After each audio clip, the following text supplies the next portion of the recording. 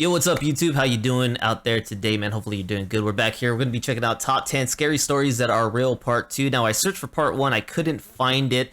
There's so much content out there. It's hard to find. If you're able to assist me with that and you can find part 1 of this series, this is with Danny Burke. I believe it's on Amazing Top 10. Let me know if you can find part 1. I'd really like to check it out. There's multiple parts of the series, so I thought let me just go ahead and jump into part 2. I like checking out some scary content, crime, true crime, anything within a 10-minute to 20-minute range. So if you guys got any of that content out there you'd like me to react to, let me know. Without further ado, let's go ahead and hop into this one, okay? Welcome back, guys, to Most Amazing Top 10. My name's Danny Burke. Do you remember when I talked about scary stories that are extra scary because they're also true? That video up here got a lot of good feedback from everyone. I don't know what it is that you guys like about being scared so much, but you really do love it, so fear not. I am back with more terrifying truths with the top 10 scary stories that are real, part 2. Starting off at number 10, we have the killer body fumes. In 1994, Gloria Ramirez was rushed to hospital with breathing problems and ended up dying from heart and kidney failure. While they were trying to save her, the ER staff inserted an IV drip into her and drew some blood. They said it smelt like ammonia, and some people reported her skin being covered in a strange oily layer. The nurse then noticed strange particles floating in the blood. Soon, she fainted. Then the doctor left the room, sat down, and also fainted. Next, a respiratory therapist in the room fainted. People started dropping like flies. When they woke up, they couldn't stop shaking and their skin felt like it was on fire. The ones who were closest to Gloria Ramirez ended up being hospitalized for days, but out of the 37 emergency room staff members, 23 of them experienced some of these strange symptoms. 23 of 37 people, man. I do remember hearing about that case. She ended up going to the hospital, and whatever was in her blood, pathogens, I don't know, ended up making people around her sick who were working on her, trying to figure out this anomaly, this illness. Is actually kind of crazy to think about, man. She instantly started making people drop like flies in there with illness. Scientists have struggled to put forward a theory as to why Gloria Ramirez's body was just so toxic and how fumes from her blood were just so dangerous. Coming in at number 9 now, we have The Watcher. In 2014, a family in Westfield, New Jersey were forced to flee their brand new $1.3 million home after receiving letters from someone who called themselves The Watcher. Now, The Watcher had told the new family that the home had been in his family for decades and that they were put in charge of watching and waiting for its second coming. Now, if that doesn't sound creepy enough, wait till you hear this. The Watcher then asked if the family's children had found what's in the walls yet, and also said, "I am pleased to know your names now and the names of the young blood you have brought to me." Quite rightly, the family left soon after that, and the police never found out who the Watcher really was. Okay, so I guess he'll end up letting us know. Did the Watcher end up messaging any other families, emailing or mailing other families? But what are you doing in that situation, guys? You're living in your place and you're constantly getting these messages, and these messages seem to have more and more details about you, and there's no way to trace who's sending these mail letters to your address. What are you thinking when that's happening, man? They're saying, "Hey, have you found what I hid in the house? Thank you for offering me new blood. I like to get to know you. I learned this about you," whatever. I mean, dude, it's got to be freaking creepy. I remember I got a text message once, and this text message showed really graphic stuff. I'm talking cartel-like stuff, and they had some information from me, and they were telling me, like, you know, give us money. I ended up ignoring it because I figured it was just some BS scam. And it seems it was, because I'm fine. So, but it was really weird. It was really weird to get that message with gruesome pictures and being told for me to give them money. And they even had certain information about me that was really weird. Police never found out who the Watcher really was. No new letters have been sent, and it's thought the Watcher is just waiting to watch the new arrivals. Next up at number 8 now, we have Heaven's Gate. In 1974, a group called Heaven's Gate formed in the United States. They believed the Earth was about to be recycled. All life would apparently be wiped out, and the only way for them to be saved was to evacuate the planet and get onto a spacecraft that was traveling behind an approaching comet. How? by committing mass suicide. This UFO would then apparently take their souls to a level of existence above human. On March 26, 1997, their bodies were found at a rented California ranch. 38 members had killed themselves by taking a lethal cocktail. Police found all of them lying neatly in their own bunk beds. Their faces were covered with a square purple cloth. All of them had black sweatpants and joggers on, brand new Nike shoes and armband patches that said Heaven's Gate Away Team. This was not a joke. Tapes that they had recorded before the mass suicide can be found on YouTube right now. Wow. Coming in at number 7. Guys, okay, number one, who buys into this stuff? Who buys into this stuff, okay? Who believes that if you commit suicide, you're going to end up on some pleasant UFO spaceship in the sky and you're going to avoid the death of a comet flying into the planet? What?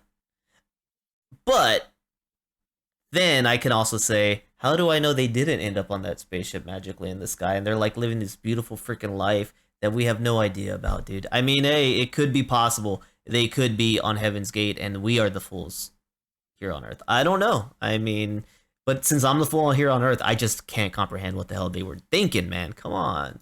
7, we have Facebook from Beyond the Grave. In 2014, Reddit user Nate SW shared a very chilling story. On the 7th of August 2012, his girlfriend Emily was killed in a car crash. They had been dating for 5 years. 13 months passed with Nate trying to move on from that, and then on September 4th, 2013, he got a Facebook message from her. At first, Nathan presumed it was from Emily's mother, who he had given the Facebook password to. A few more months passed and then the messages continued again, making references to some of their past conversations. Then he started getting notifications from her where she would tag herself in his pictures in empty spaces where she should have been. No matter how many times he changed the password, the messages just kept coming. Eventually, she started to say she was cold, really cold. Jeez, she was freezing and didn't know what was happening to her. To this day, That's Nathan still fudged. doesn't know if this was some sort of sick joke or a chilling message from beyond the grave. I mean, it's a sick joke and it's funny because that's another one that I can completely relate to. It's not funny, but I can relate to that. I had a buddy who ended up passing away in a car wreck, and his account was cold on Facebook, and then out of nowhere, man, the account started posting just posts, status updates, started messaging all of his friends, acting as if it was him speaking from beyond the grave, only to end up finding out from his mother that it was his ex-girlfriend. I guess it was the girlfriend at the time, but when he passed, she ended up getting on his account and pulling all this crap, dude, and it was disgusting. It was actually disgusting, and she got caught by his mom. But yeah, she was acting as if it was him from beyond the grave, saying very similar stuff about how he missed people, how it hurt when he messed up stuff, dude. I don't know. Number 6 now, we have Joseph Metheny. Before our story even begins, Joseph had already killed 10 people in a number of different grisly ways. The victims were usually crack cocaine addicts or prostitutes that he would hack to death with an axe under a bridge. One witness, who was just fishing nearby, got beaten to death with a steel pipe simply for just seeing a murder take place. Joseph was still not caught, and so he opened his own burger stand. Like you do. Now, whenever he killed a new prostitute, he would use the meat in his burgers that he would sell to people. When he was eventually caught and arrested, Metheny told police, "I would also sell real roast beef and pork sandwiches. They were very good. The human body taste was very similar to pork. If you mix it together, no one can tell the difference." Dude, next up, that's a real story? Stories that are real. Dude, I've never heard of that. Joseph Metheny? Yo, he was putting human meat from people that he murdered into the meat that he was selling at his freaking burger stand. Oh, imagine the traumatization from people that ate at that damn burger stand, dude. That is screwed, man. 5 now, we have the cell phone stalker. In 2007, a family in Washington state started getting unwelcome calls on their phones. Throughout the night, the calls threatened to kill their children, the grandparents, and the pets, and creepily, they would also get voicemails of their own private conversations, and even one where they were talking to a police detective about this whole thing. Disturbingly, when the phone calls' origins were traced, they seemed to come from the family's own phones, even when they were switched off. Their phone company said this should not be possible. At one point, even the neighbor got a call. She was apparently slicing limes in her kitchen when the stalker called and said he preferred lemons. No matter how many times they changed their phones, the calls just kept coming. The stalker was never caught. What? And in the end, the family said if they go a day without a call, that's a good day. Wow. Okay, moving on to the number 4 spot now, we have the girl in the box. In 1977, 20-year-old Colleen Stan was kidnapped while hitchhiking from her home in Oregon. Her captors, Cameron and Janice Hooker, took her to the Californian hills and kept her in a sort of coffin-like box. Colleen would often spend 23 hours in this box at a time, only being allowed out to be beaten, raped, and tortured. This went on for 7 years, from 1977 until 1984. Years? At that point, Janice Hooker... Bro, I thought he was about to say like 7 days. 7 years? Being kept in a box only to be let out to be beaten, raped, and oh my gosh, dude. What the freak is wrong in the world, man? That's another weird thing that I find, right? Is most of the time, if there's something devious happening out there, it's most times a male. It is most times a male that is doing terrible things. Like, it's not always a male, but I'm saying most times it is, that is doing murders, killings, rapings, things like that. But sometimes these males get a female companion who is on board with committing these freaking heinous acts, dude. And it's like, what the heck is going on in the world, people? I don't know. I can't make sense of it, man. 7 years, from 1977 until 1984. At that point, Janice Hooker, one of the captors, finally went to the police and told them everything. Colleen was rescued, reunited with her family, and underwent a lot of therapy to try and live a normal life again. I'm amazed that anyone could do that after spending 7 years locked in a coffin for sometimes 23 hours a day. Next up at number 3, we have the Hinterkaifeck. That's a powerful person to be able to survive that level of trauma, man. Some of us really struggle to deal with much smaller things in life than that. Wow. And what the hell? After 7 years, the wife decided to come forward? Like, hello? It took you 7 years? I hope she got exactly what she deserved, as well as him, because, dude, what? I don't know. A day. Next up at number 3, we have the Hinterkaifeck murder. In 1922, an entire family living at the Hinterkaifeck farm in Germany were killed by wounds from a pickaxe. The parents, widowed daughter, her children, and even the housekeeper were all found dead. 4 of them were in the barn and 2 of them were in their beds. Here's the really creepy thing. The murderer apparently continued to live at the farm with the family's dead bodies there for some time afterwards. Police knew this because when they arrived, the animals were still being fed, neighbours apparently saw smoke coming from the chimney, and also the dog was tied up outside the barn. It gets even creepier. Before their murders, the family had reported hearing footsteps in the attic, seeing footprints in the snow that led from the woods to the house, but not back the other way. And they also saw claw marks on the door of the tool shed where they kept the pickaxe that was used to kill them.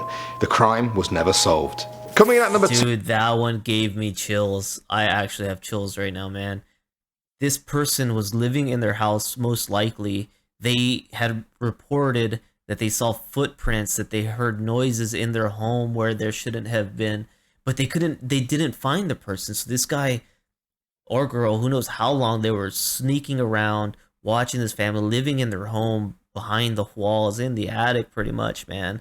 And then one day something happened where he decided, this is the day I need to kill everybody. And he killed everybody, a housekeeper, the children, and then lived there feeding the pets with their dead bodies. Did he even move the bodies? or were the bodies left where he murdered them? I mean, was he literally walking past these bodies that, you know, are decomposing, and he's feeding the pets and stuff? Jeez. 2 now, we have The Waking Dead. This story comes from Honduras, where a girl called Nacy Perez went into a panic attack after hearing gunshots. When she started foaming at the mouth, a priest was called to exorcise her of an evil spirit. Soon though, she was pronounced dead in hospital and buried in her wedding dress at the cemetery. A day after the funeral, her husband was visiting her grave when he heard banging and screaming coming from inside the concrete tomb. A graveyard worker confirmed hearing the exact same thing. The family arrived, smashed open the tomb and took her to hospital. Her cousin said she put her hand on her body and she was still warm. She had scratches on her forehead and bruises on her fingers. It looked like she had tried desperately to get out of the casket and had hurt herself. She was pronounced dead again at the hospital and buried for a second time. Some people say she didn't actually die the first time and instead might have woken up inside the coffin and died from lack of oxygen. And finally now, at number 1, we have Rodney Alcala. This man is a convicted rapist and serial killer who has been sentenced to death for the murder of 5 women between 1978 and 1979. The scary thing is, it's thought he could have killed as many as 50. Right in the middle of this killing spree, Rodney Alcala was accepted as a contestant on the dating game TV show where men compete for a date with a bachelorette. Gosh. In the TV footage, it's incredibly disturbing to see this man flirting with women as he had just killed 2 women recently. I'm called the banana and I look really good.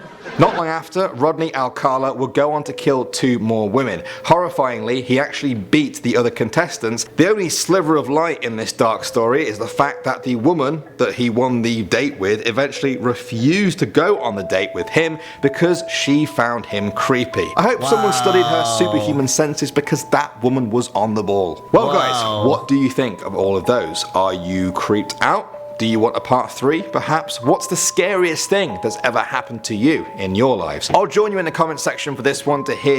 So I've never heard that last story either before. So this guy was murdered 2 women, got onto a dating show, actually won the dating show, and this girl turned down the date that she was probably supposed to go on, and then he went on to continue murdering people after that, women. Makes me think, man, if she would have went on that date, do you guys think he would have killed her, or would he have left her alive, since that would have just been way too obvious and would have given him away more than likely sooner than he ended up getting caught? Either way, dude, she dodged a bullet, and that's got to be on her mind every day of her life, dude. There's no way. There's no way. Oh, all right. So that's top 10 scary stories that are real. I'm struggling with that word. Like I said, if you guys can find part 1, you want me to react to that, let me know. Other than that, if you like this video, man, go ahead and leave me a like and subscribe. I'd appreciate that, and I'll catch you on the next one. Peace.